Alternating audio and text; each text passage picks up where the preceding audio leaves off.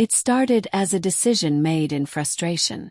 Mark Collins, a 29-year-old software engineer from Denver, Colorado, had spent the better part of 6 months chasing clarity in his relationship with Hannah Blake, a woman who was both captivating and confusing. She had a way of pulling him close with a sweet smile and warm touch, only to push him away with cold words or vague distance. Mark wasn't inexperienced when it came to relationships.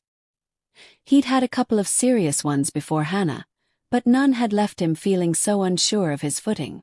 With Hannah, he constantly questioned if he was enough, if he was moving too fast or too slow, if he was imagining the spark between them or just another guy on her contact list. The cycle was always the same. They'd spend hours talking on the phone or texting, sometimes late into the night, laughing and sharing pieces of their lives. Then suddenly she'd grow distant. Messages would go unanswered for days. Plans would get cancelled. Mark would ask if everything was okay, and she'd reply with a casual, "Just been busy," or "Nothing's wrong, just tired." But he knew better. Something was always off. One Friday evening, after cancelling yet another dinner date with a vague excuse, Hannah texted Mark, "Sorry again. Maybe next week." Mark sat on his apartment couch staring at the message, his phone glowing against the dim lighting of his living room. Something inside him clicked. Maybe it was exhaustion, maybe disappointment. But at that moment, he made a quiet but powerful decision. He wouldn't respond.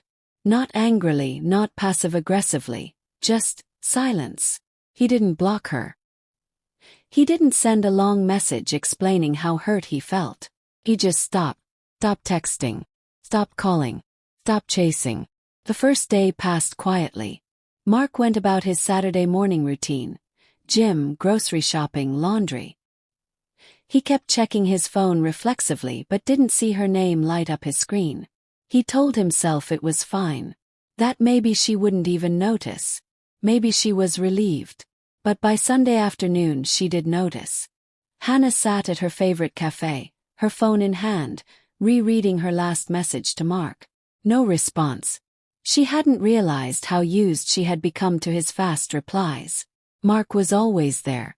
Always the one to check in, to confirm plans, to ask how her day was going.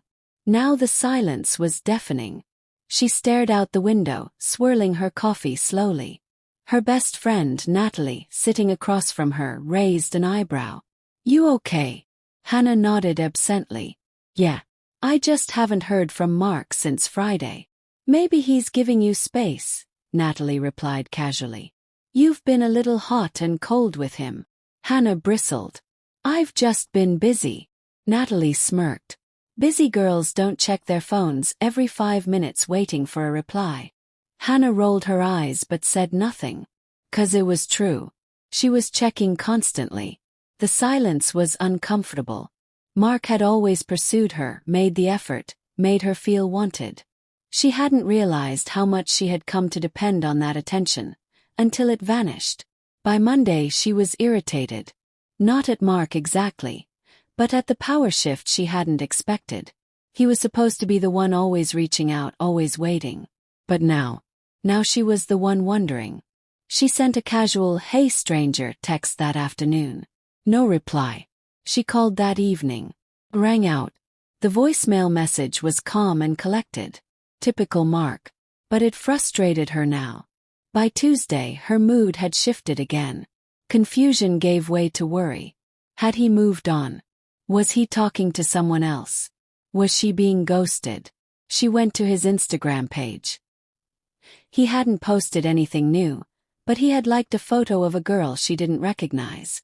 A small, irrational pang of jealousy spiked in her chest. That night, she drove by his apartment. She didn't stop or call. She just wanted to see if his car was there. It was. She hated how this made her feel. Desperate, unsettled. The thing was, Hannah had liked Mark more than she ever admitted. She just didn't know how to handle being vulnerable. Every time she felt herself getting closer, she'd pull back. It was a habit. One she picked up after being hurt in the past. But now, Mark wasn't there waiting with open arms. He wasn't texting good morning or asking when they could see each other. He was gone. And she missed him. By Wednesday, 5 days into the silence, Hannah sat in her bedroom, scrolling through old texts. The messages from Mark had always been kind, thoughtful. He cared. He really did. And she hadn't appreciated it. She always assumed he'd be there. That no matter how many times she pulled away, he'd keep trying. But not this time. So she made a decision of her own. That night she drove to his place. Not to spy. Not to lurk. But to talk. She knocked on his door with trembling hands, her heart racing in her chest. Mark opened it a few seconds later. He looked surprised to see her, but not angry. "Hannah." "Hi," she said, voice barely above a whisper. "Can we talk?" Mark stepped aside, letting her in. His apartment smelled like fresh coffee and sandalwood. It was tidy just like always. They sat on opposite ends of the couch. "I haven't heard from you," she said awkwardly. He nodded. "Yeah. I didn't realize how much I'd miss you until you stopped talking to me." Mark looked at her quietly. I needed to protect my peace. I felt like I was always chasing you. And I wasn't sure if you wanted to be caught." Tears welled up in Hannah's eyes, surprising even herself. "I'm sorry," she whispered. "I think I was scared. You're kind and stable and real. And I didn't want to mess that up." Mark's expression softened. "You didn't have to be perfect. You just had to be honest." "I want to try," she said. "Really try. Not halfway. Not maybe later. Now." Mark studied her for a long moment before nodding. "Okay. But we go slow. And you have to talk to me. No more vanishing acts." Hannah gave a shaky laugh. "Deal." And just like that the silence broke. In the weeks that followed, things changed between them. Not dramatically. Not in a fairy tale, sweeping music kind of way. But slowly, in real and meaningful ways. Hannah stopped pulling away when things got close. She began opening up, about her past, her fears, her dreams. And Mark in turn started trusting again. The balance shifted. No longer one chasing and the other retreating. Now they walk side by side. What Hannah had learned during that week of silence was something she hadn't expected. When someone stops talking to you, not out of spite but out of self-respect, it forces reflection. It exposes what's real and what's routine. And for her, Mark had never been just another text message or fleeting romance. He was something more. She just needed the silence to hear it.